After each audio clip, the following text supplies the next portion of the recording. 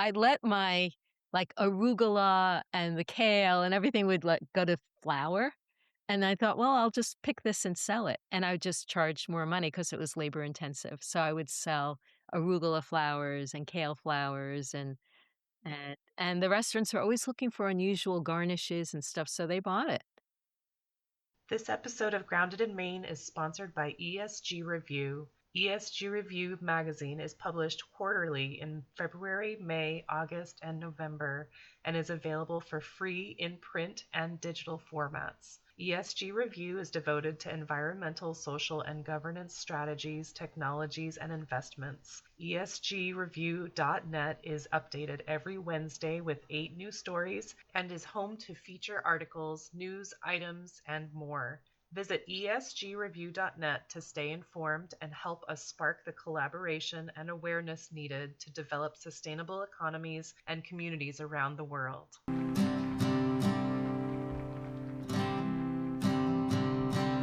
There's a place where there's no trouble, no more pain, no more struggle.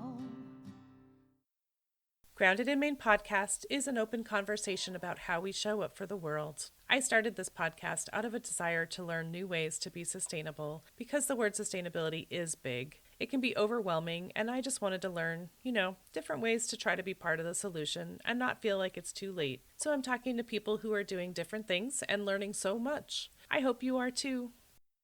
Hi there. Thank you so much for listening to Grounded in Maine today. My name is Amy. My guest today is Linda Ugelow, who I met through the New England Podcasters group. And she also was a guest on my friend Andy's podcast, Don't Be Caged by Your Age.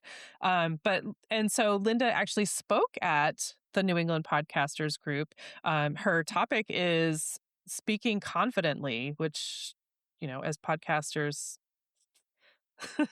really important. So many of us struggle with the how we look, how we sound, how we come off. And Linda also has her own podcast called Delight in the Limelight. So Linda, thank you so much for being here. I'm so thrilled to get to know you better. I'm excited about this topic. Woo! Yes. We have in the New England Podcasters group, we have a community of our own, and we all do a little intro of ourselves. And Linda approached me and she was like, I love gardening and doing things outside and, organic gardening and regenerative gardening, stuff like that. And so I think you were trying to get at this, but here we are now. I'm really thrilled because like we were saying before we hit record, like, I feel like your situation is very relatable to most of us because it's not a business for you because you live just outside of Boston. Mm-hmm. And you're doing all these really cool things to grow things, to nurture the soil, nurture the plants, and nurture the earth around you. And it's not like you don't have this like, I'm telling you what is correct. It's just this is just how you live. And I feel like it just like kind of seeps is not a great word, but kind of like oozes out of you. Like you're just a very tender, nurturing person. It just comes out of you. Anyway, so we were talking about gardening and taking care of the earth around you. And so I want to give you the chance to, one, fill in anything that I missed. And also, I'm curious where this comes from for you. Mm-hmm. Yeah. So when I pick it up from there, I remember the first time I ever really paid attention to growing things was my mom redesigned the backyard. She created like a hardscape in the backyard with a raised bed garden.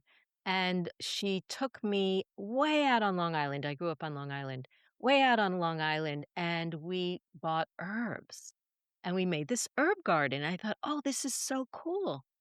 And then it just kind of like planted a seed in my brain, so to speak. I Pun think I intended. oh, yep, and then a few years later, I remember she ripped everything out that was herb and she put in flowers, and I thought, why are you growing flowers? Why not food we can eat, you know? Let's grow things that we can actually utilize, and I was very anti-flowers for a while. Now I'm definitely not anti-flowers. I love growing flowers. I also love edible flowers. But my idea now is that I love this image and this experience of being able to pick from the wild, and what Mhm. I see my yard as my cultivated wild. And it's some things that I've planted, some things I planted once and they just keep coming back, some things that I plant every year, like my vegetable garden. Um, but I have experimented with a whole bunch of different things. I've had so many failures. Oh my God, I've killed so many trees, or they just never fruited. I know and it takes so long to figure that out. Like, I'll have Mhm. a cherry tree for 5 or 6, 7 years, and then finally I say, "Okay, I give up." And I take it out and I try something else. Mhm. So, it's a very long game, to create a or design an edible landscape is what I like to call it. Mhm. And I have things that are, as I said, are vegetables that I may grow from seed or I might buy seedlings. There are weeds that come up. We harvest a lot of our tea. So my husband loves dandelions. Oh, that's so He cool. loves them, and I don't know why. I don't drink it very much, but every single day he has a tea mixture that he puts in some of the dandelions. So in spring, as soon as they come into flower, we dig them up, wash them. He chops into small pieces. We have a dehydrator that someone gave us, which was really nice. And so then we have a year's supply of dandelion, mixed leaves and roots and flowers. And then I have mint that has kind of totally taken over. It's like a mint field, which I'm always fighting with. Oh, I have such big feelings about that because I love mint. Like, people say, Come on "Plant it in down. a pot because it gets out of hand." I'm like, "Let it grow." Come on down and have some of mine, 'cause when I'm talking about a field, it's like real it's not Oh, girl, I'm when I not get settled, I experimenting. will want some mint. What kind of Okay, mint do you have? okay. I have a couple of kinds. I have something called apple mint, which is a fuzzy leaf. You do? I actually have it right I just put it in my kombucha I today. have some in my water. Oh, wow, I love that too. Yeah, I like it in water. And then I have a peppermint that's, spicier, and oh, by the way, I before I became an online coach and came into the whole online world, I did work for 6 years as an organic farmer. Ah, okay. I had been going to NOFA, which is Northeast Organic Farming Association, their summer conference, for many years because it's not just for farmers, it's for people who like to grow things. And I learned how to grow great garlic and great tomatoes. And so I'd go for the workshops. And I was thinking, oh, these people are so cool. Wouldn't it be cool to be a farmer? And then one day, a friend of mine who lived in the next town said, hey, I'm thinking about clearing a quarter of acre of land at my house and starting a little CSA. Do you want to do it with me? And I just leapt at the chance. That didn't work out, by the way. We did it for a few years, but it wasn't a good partnership. But it was such a huge learning experience for me. That scares me. Like, knowing that there's so much there's so much in play and there's so many variables that you have 0 control My over. god, I had no idea. I mean, for instance, like, here's one simple thing. Usually, like a home garden, you buy stuff in the spring and you plant it and then you're done. But when you're a farmer, you're doing succession planting. So you have to keep track of how many times you're replanting the beets and the lettuce and whatever.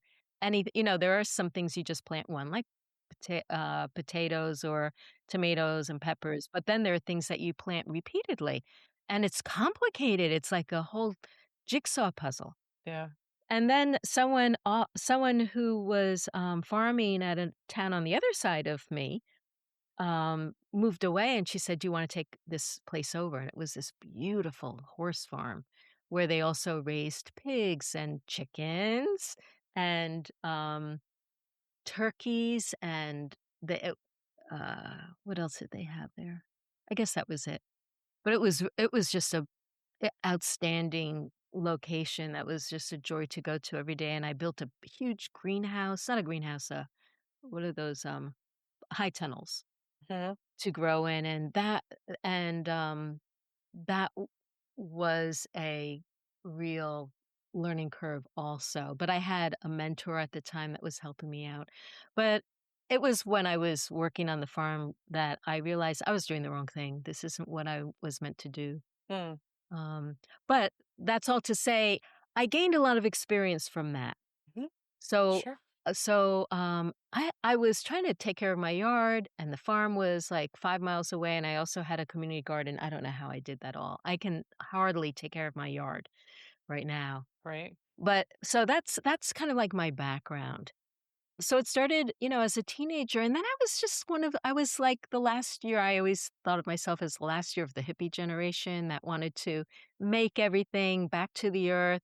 I was into, spinning my own wool so I could knit my own hats, and I still have a hat that I knitted. And Oh, that's so when I fun. wanted, maybe it's my Taurus nature, but when I needed like a set of plates, I took a pottery class and I made myself plates, Wow. and then I learned how to sew clothes. So it was just, I was really into like making everything for myself. I'm not, I don't do that kind of thing anymore, Yeah. but I wanna learn how to do it all. I don't think there's enough time in the day to do it all, right, hence right. the community situation that I'm hoping for. But I wanna understand how to do it. Like, even as a podcaster, like, I don't enjoy editing, but I don't wanna outsource that personally because I feel like if something fell through, I'd be lost. But, as far as, like, I don't know I mean, about. if you didn't know how to do it yourself. Yeah, Yes. yeah, Yeah, yeah, mhm. yeah. If I hired someone and they didn't show up or they didn't do the thing or whatever, like, then I'm, like, out of time and out of luck. Like, I wouldn't know where to start. But, as far like, I don't know about pottery. I don't know about pottery. I don't like getting my hands all sticky and dirty and stuff, but What? And you've had chickens? I Really? had oh, yeah. But, like, I can't I'm still working on sourdough bread. Like, I can make sourdough and I can cook with the sourdough, like, add the discard into baked goods. But as far as bread, when my hands get sticky, I'm like, I'm done. Like, I feel it's like a claustrophobic feeling, and it's very weird, and it makes me feel really uneasy. But so, like, I feel like clay would be a similar Similar. thing for me, Yep, yep, but I enjoy homemade plates and stuff. yeah. So then you don't really like getting your hands in the soil either. Well, I love getting my hands in the soil. It just Oh. it just falls off, but clay I don't know. Something sticky. I'm Mm. also weird and quirky, and I don't have an explanation. Yeah, well, hey. I also don't like wearing shoes. I mean, I wear sandals, but shoes make my feet feel claustrophobic. Yeah, yeah, yeah. Actually, I have a friend who's the same way. Summer, winter, she wears her Birkenstocks with With socks. socks or not. Yeah, Yeah. wearing them right now. No socks because it's hot. Right, right. Anyway, I love that you did that phase because you have this like this well-rounded like understanding of how things work, and now, having tried all these things, you can say that's really fun. I'm glad to know that. I'll let someone else do it, or if something were to fall through, you're like, I've done it before, I could do it again, right? Mm, yeah. But so you had mentioned so edible landscape. I just love that. I love that term because I've heard it said so many different ways. Like the one that kind of boggles my mind is foodscape, and I don't Mhm. I don't really understand that. Well, I think the idea is that you grow things in your environment that you can eat. Mhm. Yeah. But I But love edible landscape I like cuz edible landscape, it has a nice rhythm to it. Foodscape feels a little more it feels structured. yeah, For me, that feels structured. yeah. And so edible landscape, I have this vision in my head of your property. And Mhm. there's, like, lots of wildflowers and lots of herbs and stuff like that. Do you grow your mint in pots? No, no, Yeah. I'm terrible with pots, and I'm terrible with houseplants. I'm sure I could learn, but I just don't have the inclination to. No, I have everything mostly in the ground. I mean, I do like, for instance, I did, buy some bare root strawberry plants this year that were on sale. I haven't had strawberries, big strawberries in the ground for a while. I have, woodland strawberries that have taken over. The little wild ones. Yeah, the Yeah. little wild ones, yes, actually, I was gonna rip them out, and then this year, they're all in fruit, and I thought, "Okay, Maybe next year. maybe next year, yeah." But I did buy, these bare roots, and I put them in pots rather than just in the ground because they look dead, and I thought, "I don't wanna plant them in the ground, I wanna be able to keep my eye on them." So they're on my front porch in pots waiting for and in the next week, they most of them actually came back to life. I was shocked. I mean, they looked horrible. Yeah. And I thought, well, that's what you get when you buy them on sale, and they're the dregs, they're at the end. Right. But they actually, most of them are looking pretty good. So I'm excited about putting those in, but I very rarely grow in pots. I'm just like, it's got to go in the ground, and it's got to be able to survive without tender care because I Right. travel a lot, and this summer I happen to be around mostly, but there can be times that I'm gone for 4 or 6 weeks, and I need things to be able to be kind of sustainable on their own. Yeah. Right. That sounds fun. 4 to 6 weeks away. Um, I I like I said, I love mint. Like I'm like, if somebody wants to mow that, that would be the most amazing smell Oh, it to is, just mow stepping mint on it. down. But Yeah. I'm also like, I will dry mint and I will have it as tea all winter long, or I'll put it fresh in hot water or cold water. Like it's let it grow. Yeah, The yeah, flowers are beautiful, the bugs love it, the bees love it, and it smells so dang good. yeah. It's just when it chokes other things out that I want. Yeah, you want to Yeah, tame it. and the roots get really, really, intertwined and thick like a mat. So it's, once you want to it's not as bad as blackberry brambles. Blackberry brambles are the bane of my existence. Mm, But yeah. well, My friend that I'm staying with right now, when she bought her house 6 years ago, she was working for almost 6 years on try they had raspberries that were growing crazy, and she's been trying to rip them out, and I'm like, "Oh my gosh." As a jam maker, I'm like, "Oh," I knowing I've how I've expensive ripped out raspberries are? I've ripped out raspberries, and I've, like, replanted them on another side of the property, and I've been so happy I did that. I mean, they can get really out of control, and then it's hard to navigate it, and the fruit isn't that good when it gets that dense. Okay, They need some spacing, so they do need care. okay, Yeah. And, alright, that's good yeah, I to have know. I have raspberries, now I have strawberries. These are the common fruits.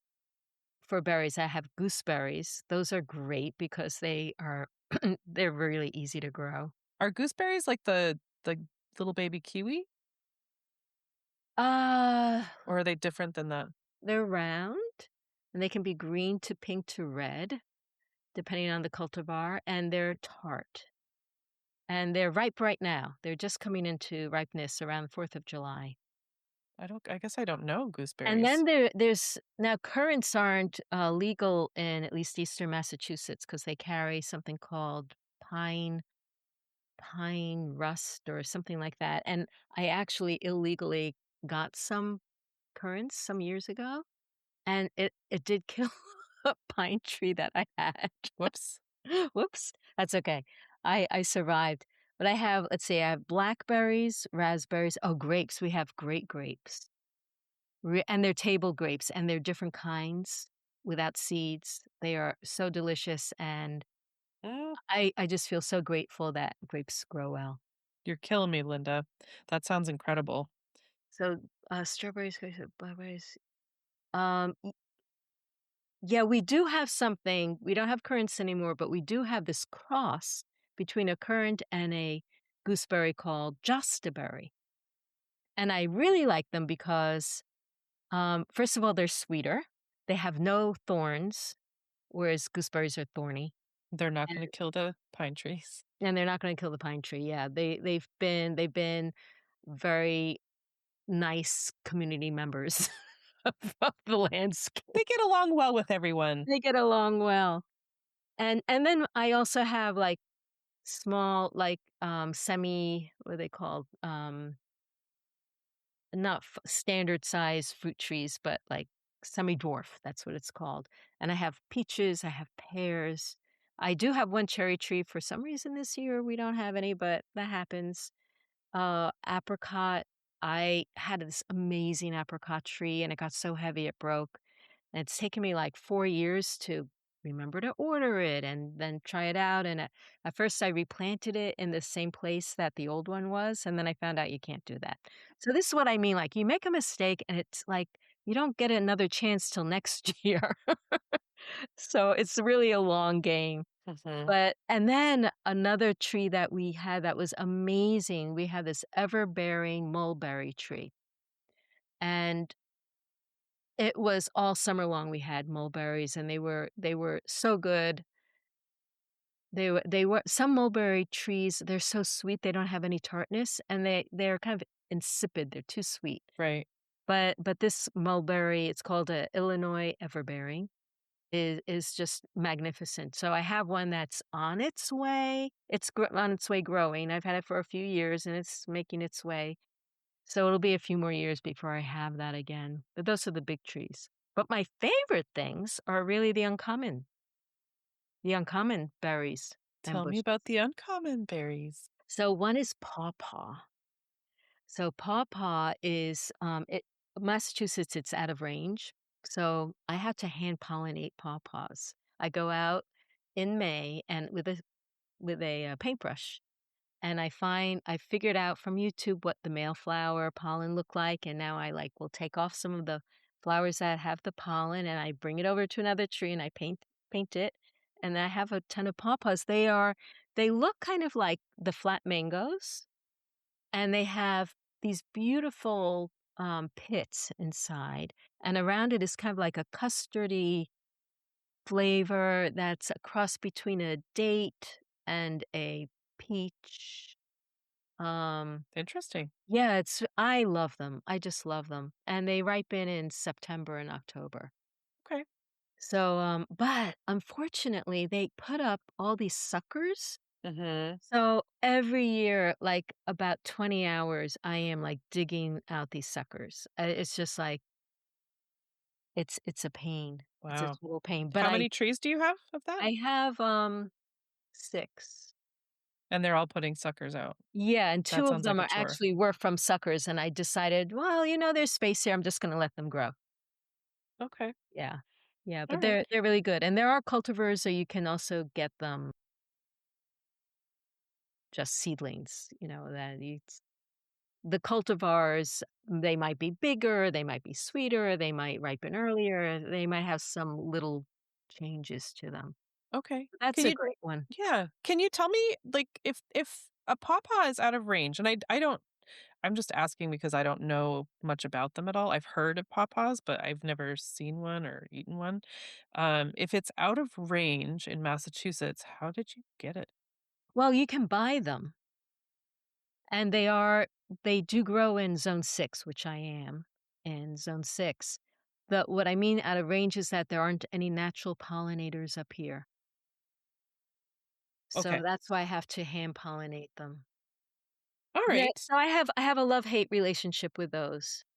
Some of the really, really fun, like we have right now, what's in bloom, that in fruit is gumi, Goumi, gumi fruit.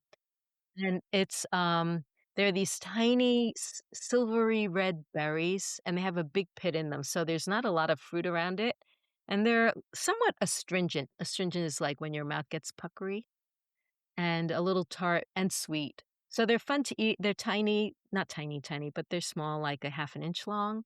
So it's not like a peach that you can like bite Right. into, but you can like put it in your mouth and you scrape the fruit off of the pit and then spit it out.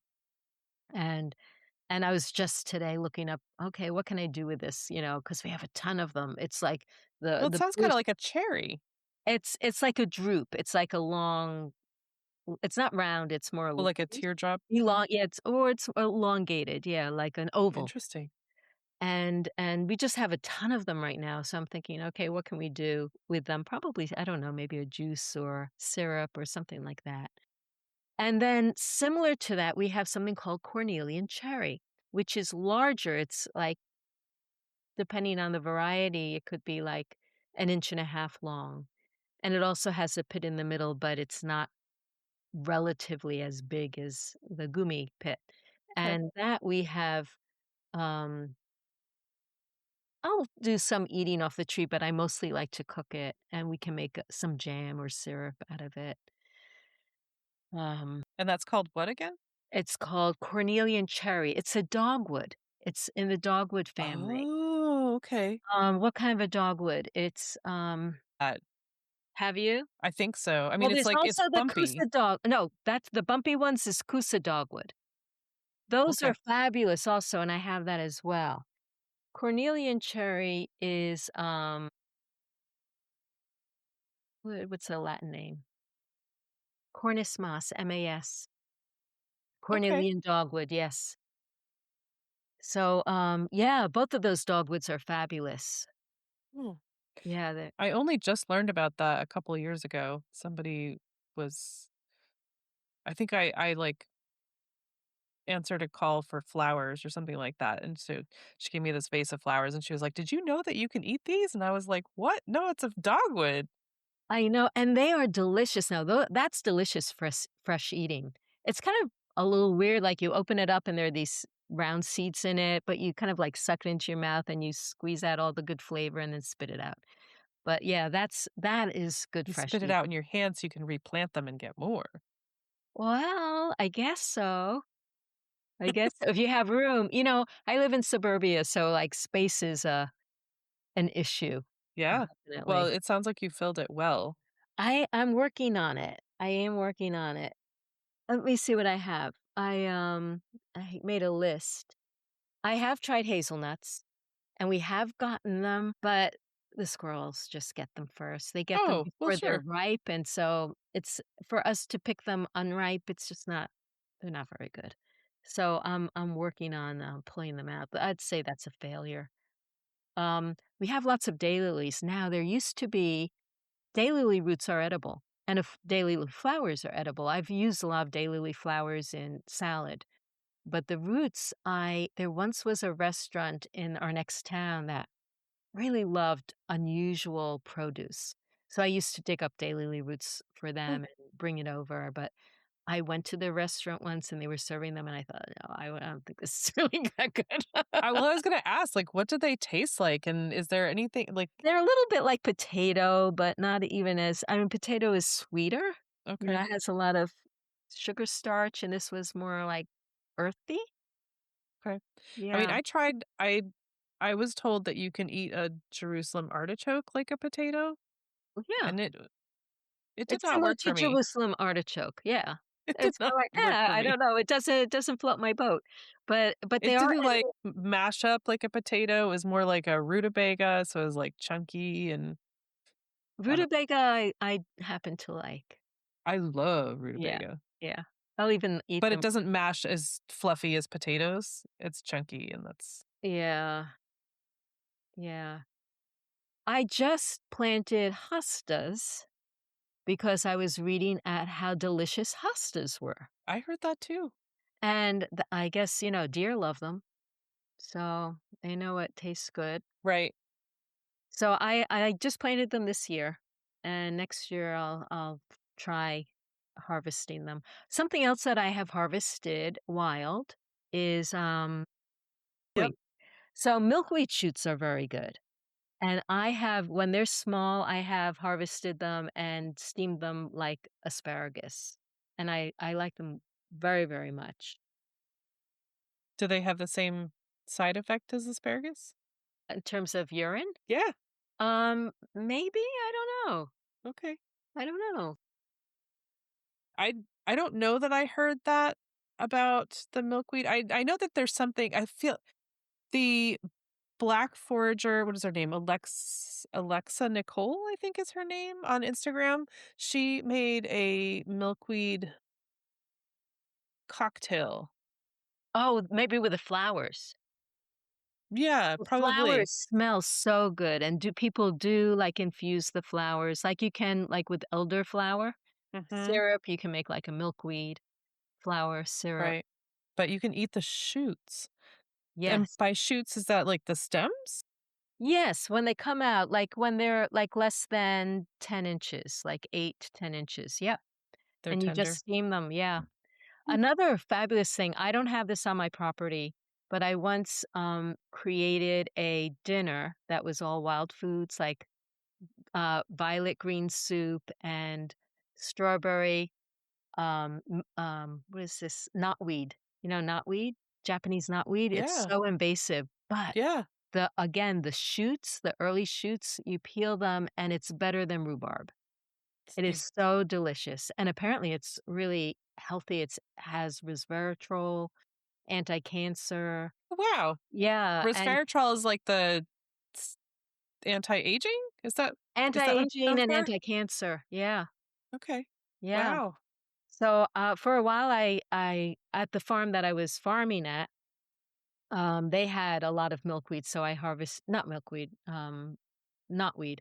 So I would harvest there and, I would juice it, and I made it into, like, ice cubes, and we drink it that way, like in a cocktail or something. I don't drink alcohol, so it would be a mocktail.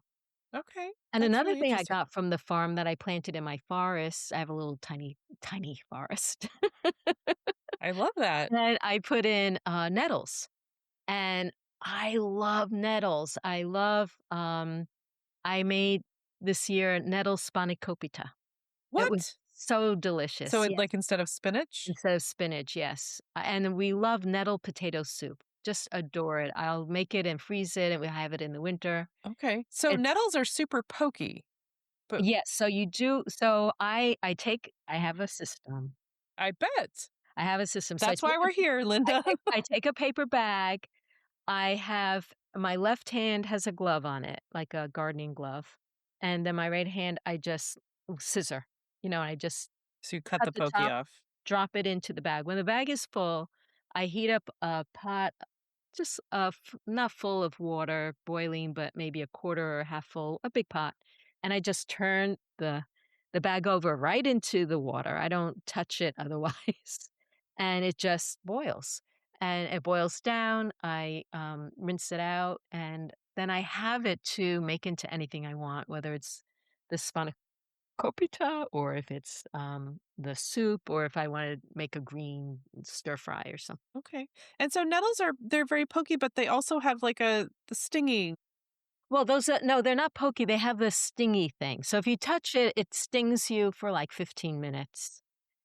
It's funny though, like in Northern European countries at the spas, like when you go to a sauna, one of the things that they'll do is, like, switch you with nettles because it's supposed to be healthful. It brings, like, a it's used for rheumatism or arthritis. It brings So blood like to to the wake up the surface. blood vessels and stuff, Yeah, maybe? yeah, it's like getting a bee sting or something on purpose. Okay. I was thinking of like the was it koi, the fish that bite the skin on your feet? Oh. I don't think I would like that. I don't think I would like that either. But it's literally a spa treatment. It's Yeah. crazy to me. Like I'm not big on the spa treatment anyway, but I don't know how I feel about being smacked with a stingy thing, Yeah, I'm not into that either. That's why I don't touch it, but but you can eat it. I love the flavor. It tastes so green. It tastes like you're eating chlorophyll. And it does have a little bit of a fuzzy texture. That's why I like either I like it chopped up as it would be in the spanakopita or in the soup, I puree it. So it's so delicious and so Okay. easy to make. Yeah. So that is a total favorite of mine. Um, Let me see what else I I know have. herbalists are totally into the stinging nettles, but Yes.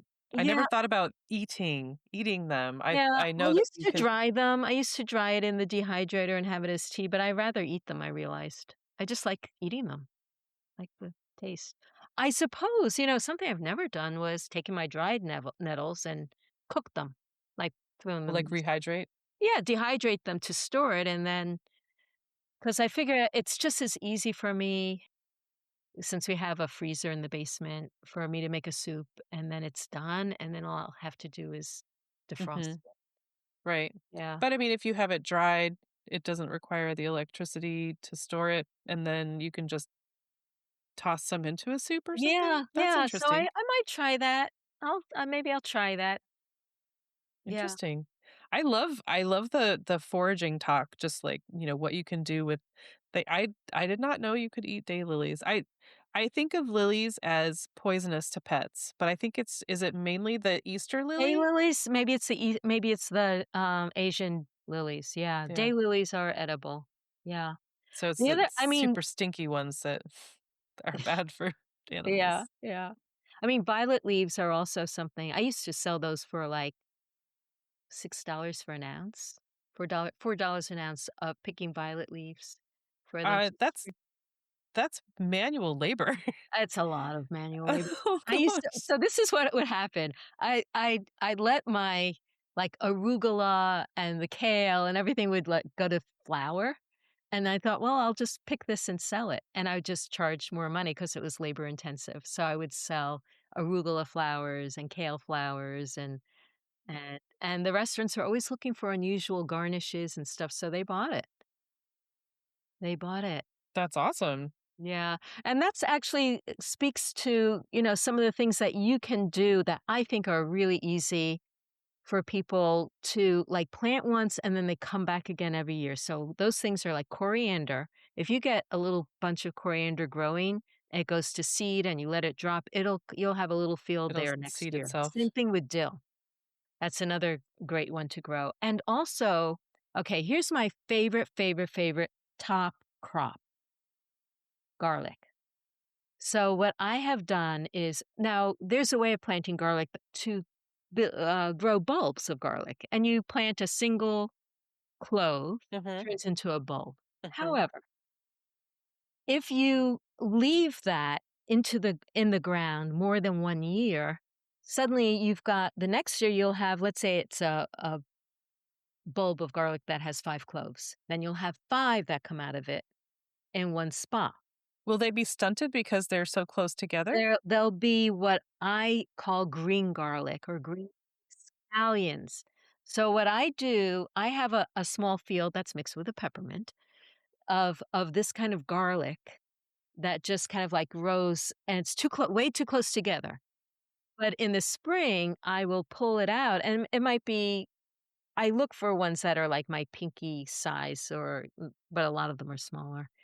And before they go to scape, so garlic scapes is that curly thing that comes out. So it's got to be May the latest. Into June, it's already too late, but April, May, I pull these out. My Bulgarian friend Tanya taught this to me. I pull them out, clean them up. So that means I pull down the outer leaves so that it's a clean bulb, cut off the root, and I chop it up into small pieces. And I have a ton of this, ton of this. And then I mix it with salt. I pack it into a half-gallon jar, and then I pour like a whole liter of olive oil over it. So it Ooh, seeps so like through. infused olive oil. So it's garlic that's infused with salt and olive oil. I have 3 jars right now, half gallons in my refrigerator. It'll keep I made them in May. They'll keep till like January, February. And it's amazing. My husband, every single morning, he'll make his eggs, taking a big spoonful of this stuff into the pan because it's olive oil Right, and for and cooking. it's kind of like mild garlic. And then he'll throw in shiitake mushrooms and then he'll throw his eggs in. And that's what he eats every single day. Wow. Uh, Yeah, I mean, so it's what such I a love great about thing. this, Linda, is that it's not just like one you're finding several uses for different plants. Yes. It's not like this is used for this and this is used for this, like the milkweed, is great for the pollinators, the butterflies, and you can make this, liqueur with the flowers, but you can also eat the shoots. Like, this is just it's all these things are wild food, so Right, it's right. so it doesn't have to be out of range price-wise. Sometimes it grows whether you want it to or not. but making use of what's around you is Mhm. so, so smart. Yeah. And so if somebody were to if somebody were to find plants like this and be like, I have no idea what to do with this. This is my thing all the time. Like, oh, that sounds like a great idea. I should probably get some of that and pick it and whatever. But then I'm like, what do I actually want to do with that? So, Yeah, um, a perfect question because it's like, I don't wanna grow stuff that I'm not gonna really use. right. Garlic is something I use every day. Hmm. I use this mixture that I mentioned every day, and I also grow garlic bulbs. So, but I have learned to only grow a certain amount of garlic bulbs because we have this other garlic stuff that we really like using. Right. So, you just learn over the years what you want. So you But like leave, so you plant the garlic and you leave a few when you're harvesting. well, where I plant my garlic bulbs, I don't leave that for Okay. It's intentional it's an elsewhere. intentional spot where I don't mind that it's just kind of like overgrown. Okay. Yeah, All right. yeah. That's really cool. So it's just totally intentional, but one garlic clove becomes five garlic Yeah, cloves and then because and then if you want to just grow that little patch, then you spread them out and you let them grow there, but you're not growing them for the bulbs, you're growing them for the spring scallion of it. awesome. Yeah. All right. And so, we talk about all these things that you're growing and that you've learned to utilize. And I know you had said a few things in your guest forum. One was like yard work is fitness, but you also said your yard as emotional regulation. And I Yeah. know you and I were talking about chickens, but absolutely, like if you're in the garden and you're smelling the smells and you've got the mint all around you and you've got the milkweed and the flowers and the insects buzzing around, like how can that not be like just so grounding and so peaceful? Yeah, well, I have to admit or confess that there were a few years that I wasn't doing much at all out there. I was just in front of my desk. I was driven. I felt like I didn't have time to I wasn't making time to do that kind of emotional regulation. And this year, I've committed myself to like every morning I'm out there, I'm just walking around and looking at everything, just Hmm. looking. And I was outside with my husband the other night, and I said, "Look at how everything here has like a different energy." Like the garlic, for instance, right now, I that patch that is kind of like overgrown, I left the scapes on. So now they're like these white little pods up, and it's this Mm. textural thing. It has a certain frequency or vibration. And then you've got the dahlia plants, which are kind of bushy and dense and organized, and they have a certain rhythm and feeling about them. And then the mint has a different shade of green, and everything it's like when we stop to think, "Okay, how can I, like, align my energy or tune my energy to these other natural things around me?" Yeah. Then we build up I don't know, a thread of communication. Maybe it's all projection in our mind, because that's what we do as humans, but what do you think about that kind of stuff? I think, I mean, as you were talking about uh, get, getting in tune to the frequency, I'm thinking of like, because I'm a cat person, like if you're holding a cat and they're purring, like you get that rhythm going and then you start to like calm your breathing to be in Yeah. sync with them. Like Mhm. the plants also have that. I mean, I have a friend who's an herbalist and she has the like I don't know what it's called, but the little instrument that will like project the frequency that they're creating. Wow. And that's wild to me, but it all makes sense. Like Mhm. it's all alive, it all has energy and it has energy. And so of course, it just makes a ton of sense. Mhm. Yeah. And then when you have, like, when like, your overgrown area, like, when the wind blows and it just, like, waves. Yeah. I Yeah. was just on a farm last weekend and they had really like, they were growing hay, and so the grass was, like, I don't know, 3, 4 feet tall, and, it was windy, and so they're just swaying, and I was, like, just, like, in awe, just, like, loving that, Yeah. because I know so many places where I've been lately in the last couple years, people are obsessed with their grass, and, like, I don't care about grass. I don't care about it at all. Like, I like you were telling me before, like, why are we growing flowers and not food? Um, and I'm all for flowers too. Like companion planting, a-okay by me. And we need all of it, but like grass has zero purpose. Mhm. So, but like the hay was just so beautiful, and I know they had like bobolink birds like sitting on top of the hay, and oh gosh, it was just beautiful. Yeah. Yeah. Well, one thing I'm trying to get to grow in my lawn more is clover because we have Hmm. some rabbits and they if there's clover around, they'll hang out in the clover rather than chomp on the seedlings.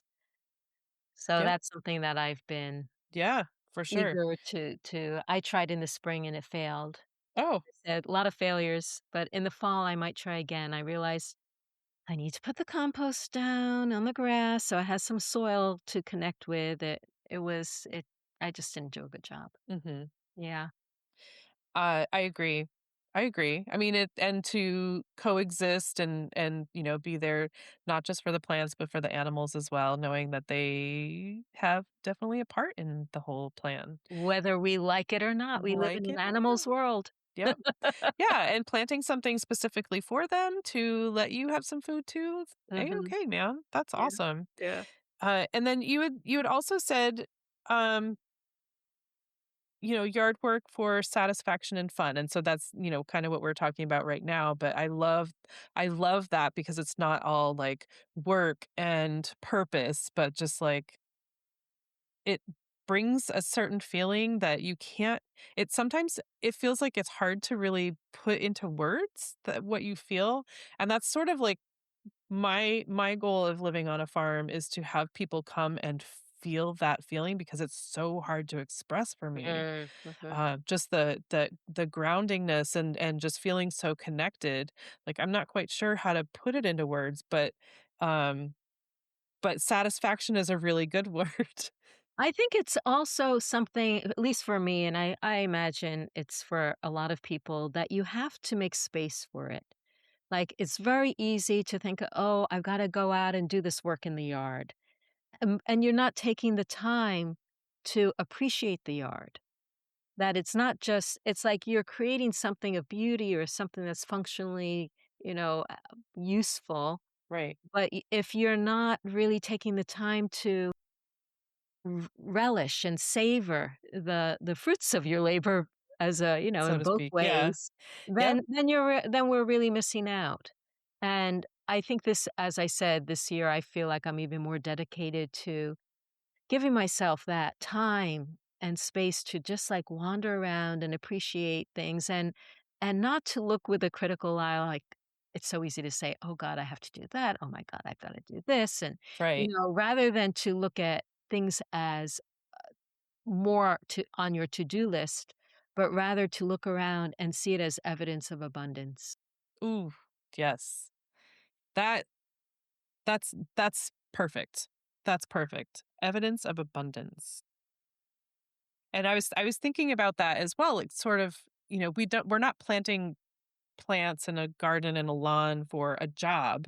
We're doing it, there's a purpose and not just for us, but for, the rabbits and the birds and everyone else.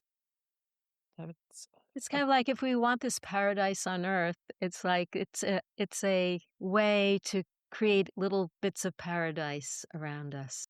yeah. And there's give and take, but it shouldn't necessarily be an obligation, but like, we're choosing to do that. Mhm. Okay. This is beautiful. I'm like I want to come visit you. I want to Oh, come visit please you. do. I want to have a, I was thinking the other day, I wanted to, like, invite people over for dinner and a permaculture walk and a ceremony, and doesn't Ooh, that that sound sounds nice? fun. Yeah. Yes, absolutely. And I feel like it would be really fun if a bunch of people did like a garden tour. Is that what it's called when people will go to different, and like see what's growing and what's doing well and get inspiration for your own. I think that's super fun. Um okay, this is so I'm just going to so what does the word sustainability mean to you, Linda?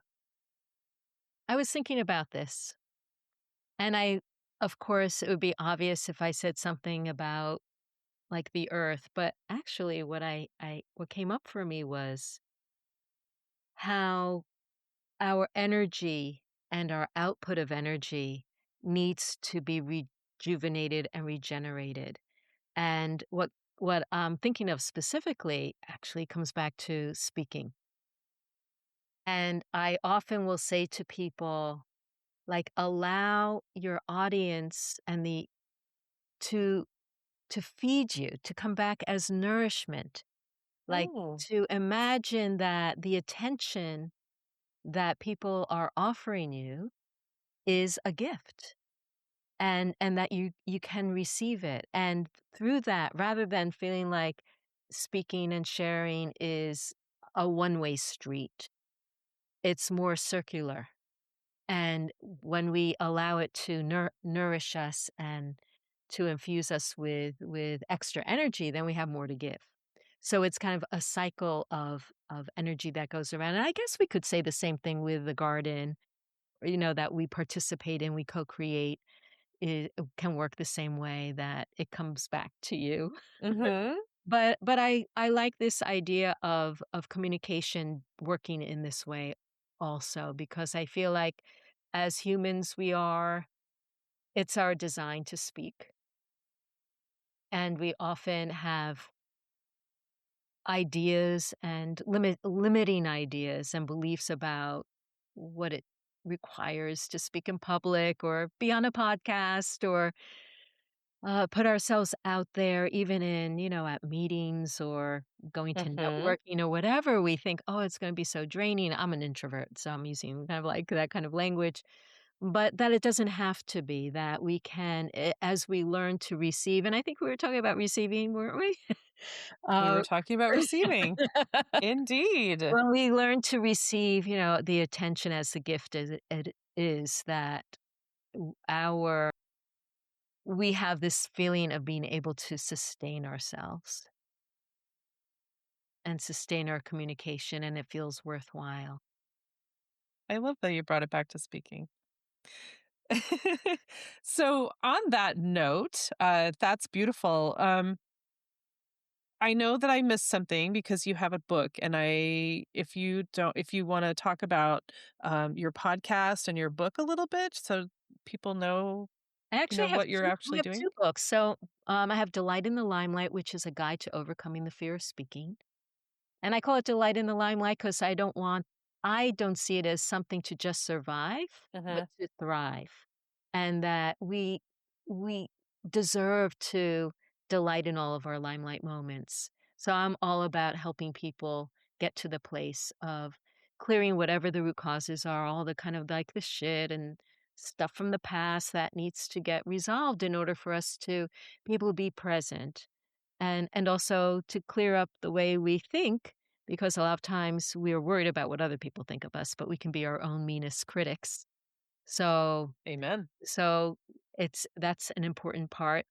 The book goes through my framework, which is reveal and heal the root causes, restore a sense of safety, so that's inside ourselves, and then to repattern our habits is just kind of like a fancy way of saying learning new skills, and learning new skills in a way that's creative and fun and meaningful in terms of, like, learning to love the sound of our voices and learning to love, expressing ourselves with our bodies and changing the way we express ourselves so that we're not just thinking, "Oh, the real me is just me now," that may be conditioned on past things that made me inhibited, but the me that maybe could have been or and can be when I have stepped beyond that past conditioning. Mhm. Okay. So And that's what that delighted was me. one book.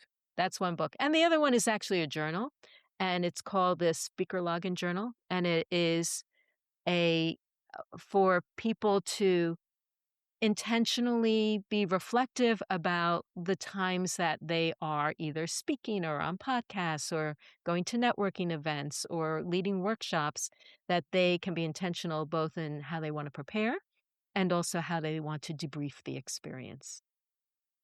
Okay. And the podcast is Delight in the limelight also. an Yes, extension of the book?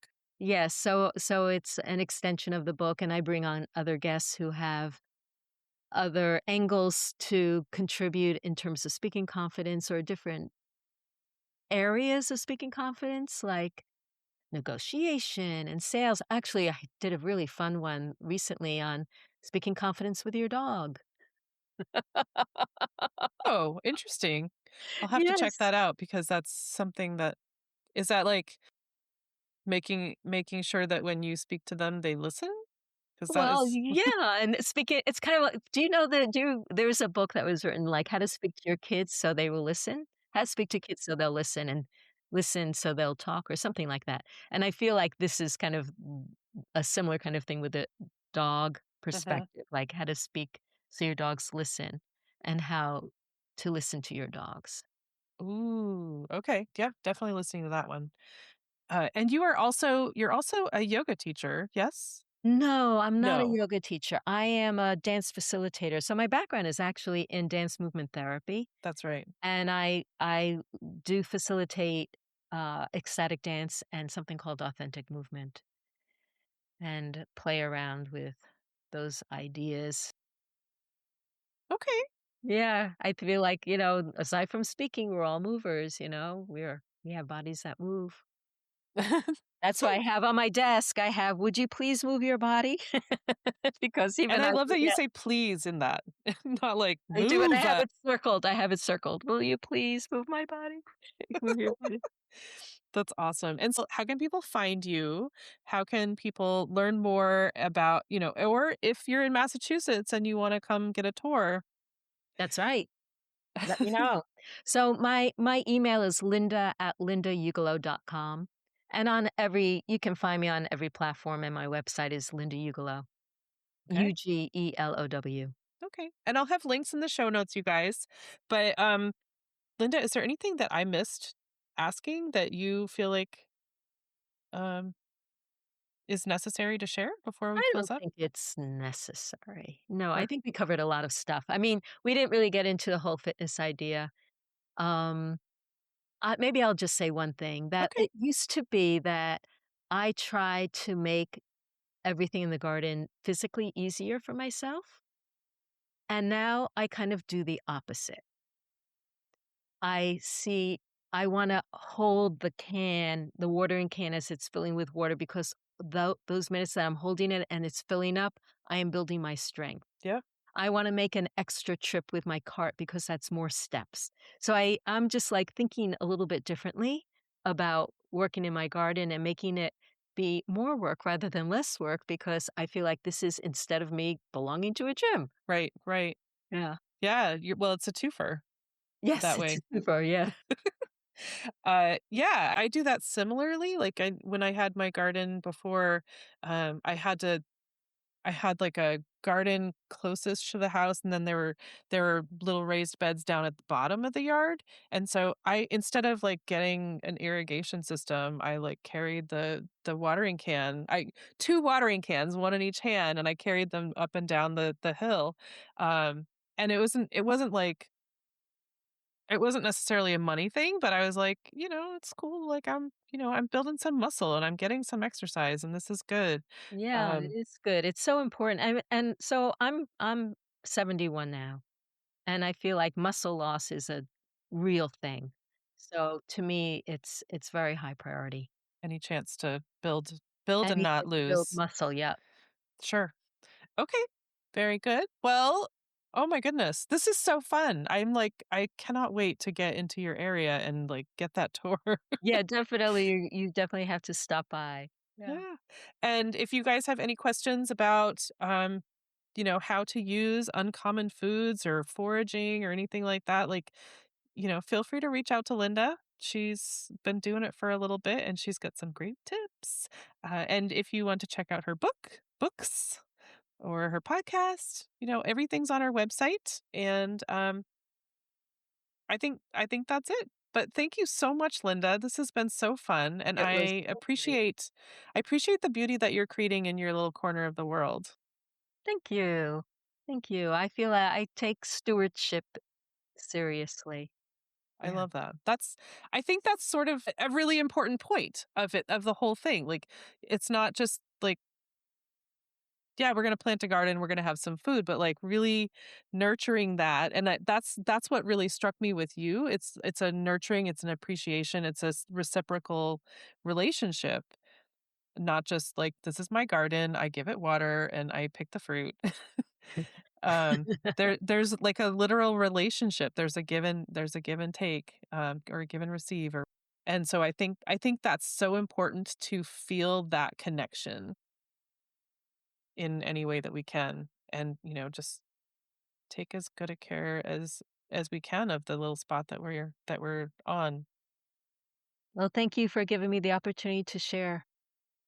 I just want to take a second to thank my guest again for speaking with me and sharing such great information. I love having these conversations with folks. I also want to thank Buzzsprout for hosting the podcast, for Jane Bolduck and her music genius, for Becca Coffron and her award-winning artwork. And thank you for listening. I appreciate that so much. Please check out the show notes for any links and extra information. And if you would like to follow my guest and find out more about them, I'm sure they would love the follow. And if you don't mind leaving a rating or review wherever you're listening, and just help to get this podcast in front of new eyes, that would be amazing. I would really love that.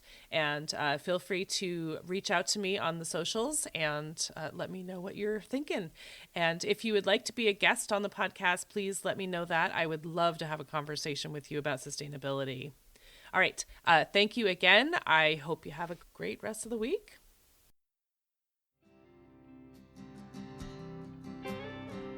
There'll come a day, my mama told me, when I find love to have and hold me, a heart that's strong and so sincere. Just tell me, how do I get there from here? Oh, tell me, how do I get there from here? 'Cause here and now I'm so far down that mercy's bound to find me.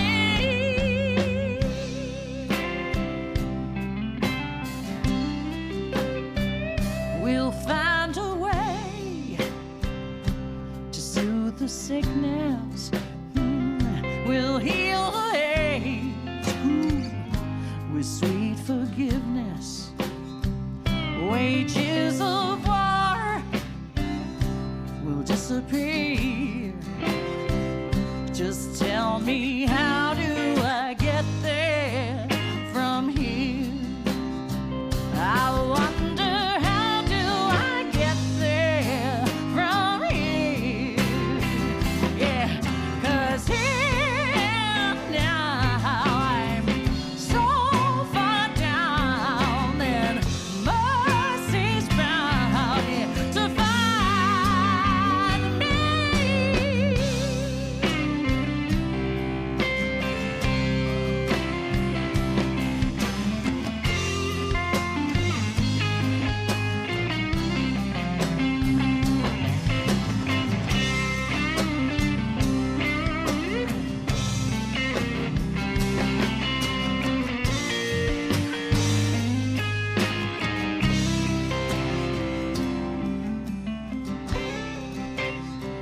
when that state of grace has finally found me, well, there'll be music, ooh, and good friends around me, yeah. And I'll just smile through happy tears and wonder